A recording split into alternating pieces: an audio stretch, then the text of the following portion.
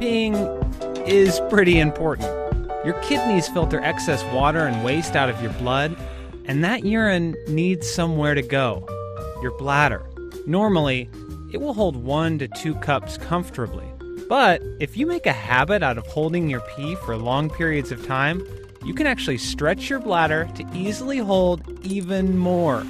One study found that nurses who often held it in all day due to job constraints had nearly double the normal bladder capacity. And turns out they were totally fine.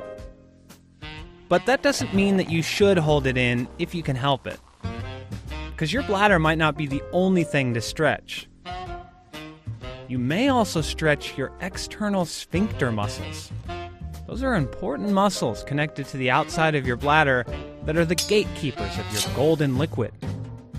Clench them and you hold in the gold, relax them and you release the flood. But if you overstretch them, you can actually lose control. This is rare, and it usually takes decades of holding it in too long to reach that point. But once you do, it can lead to some awkward and even dangerous situations.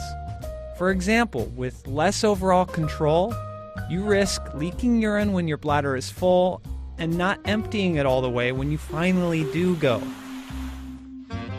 Not only can this increase your need to urinate more often since your bladder fills up quicker, it can also lead to a serious disorder called urinary retention, where you end up with too much urine in your bladder for too long.